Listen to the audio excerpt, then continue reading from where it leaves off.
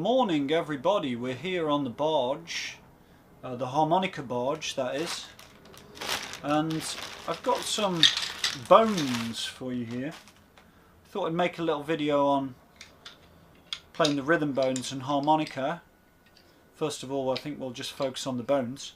I don't know if you can see those. These are real ones. An old guy gave me these in the pub. Well, lent them me. I think they were his granddad's. Pig, cow. What animal could that be? Human, maybe? I don't know. But yeah, you can see those. They're quite hard to play. Just do a weird grip on these. I can't really play them. Whoa. And they sound completely different.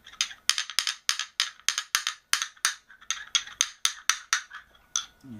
I took these in the pub once and a dog got very excited. They're in my bag and started sniffing around. But these are the ones I've got. You can see those. These are made from wood. I think it's rosewood. They're sort of, I would say, if you want to get into rhythm bones, rhythm bones, can't speak, it's a bit early in the morning here.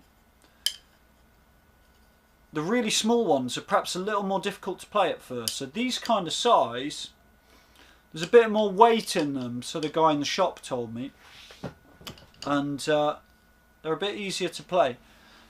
And what I'd recommend is just start with one hand if you're right-handed, like me. Start with your favourite hand. And the first thing is to get the grip. There's quite a few different videos on rhythm bones, and there's a few of them. I did get a few techniques, although I found some areas that were missing, and then I went to the shop to buy these. And the guy gave me a little lesson in the shop, and that was the most useful thing I've had. And it can be amazing just how someone can show you a point of view technique things, and it can make a massive difference in how you're playing. So if you hold them, they're facing apart, like back to back, in between the first and second, third and fourth fingers. Now the crucial thing, I don't know if you can see this here, you then grab, I'm just going to go here, the one in between your first and second fingers must sit with the second finger on it into this line on your hand. That has to sit in there, and that does not move. The other bone sits under the third finger, your third finger sort of resting against the second, and that one moves just, it's loose enough so you can spring it. Now when you're playing, the most common thing that I see is people loosening off that grip, and then everything you're going to have no control. So this grip, once you get the grip, you can basically play the bones. Once you have that grip, that is everything.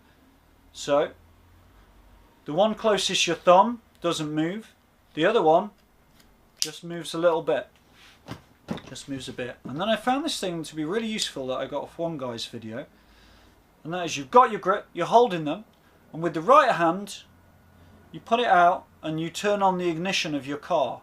Imagine you're twisted. And what you're after at first is just to get one single stroke. So obviously you want to play all this kind of stuff, which you see people do. Totally cool. First of all though, you've got to get the basics. And this is the most important thing that you'll learn, because everything's built around this single stroke. So what I would recommend is getting the grip, trying to keep the grip. I found actually my thumb, resting that over the first finger. Again, just that little bit of movement and turning on the ignition. And trying to get that into some regular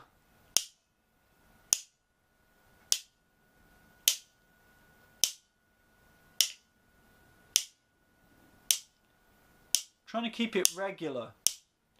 You could put some music on and play the beat.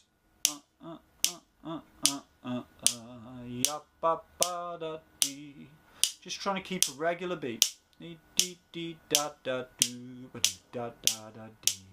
Yeah, I got my mojo working, but it ain't gonna work on you. Not much rhythm bones in blues, but hey, why not? I got my mojo working, but it ain't gonna work on you. Oh, never played that one before. Anyway, just trying to keep that single note going. Once you can do that, personally I would just work on that. It's going to be boring a little while. Just work on that. Getting that on demand when you want it. Just playing that single. Now some people go a bigger movement with the arm. That's okay. Some people here. You can even, doesn't matter. As long as you can keep it in time. Oh, what the hell. Let's put a bit of harmonica to it. We're going to build this up in future videos, but for now.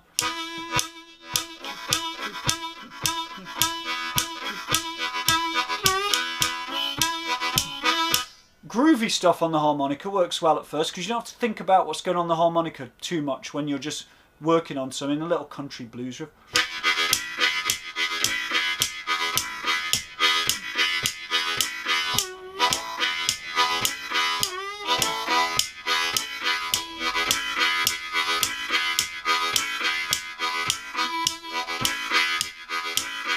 Single.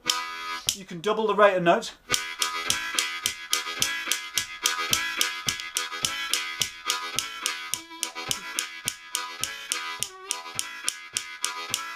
But really just to get that single on demand, that's what you're after.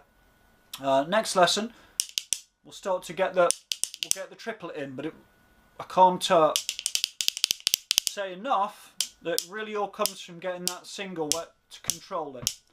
Because everything else you do is going to be built around that.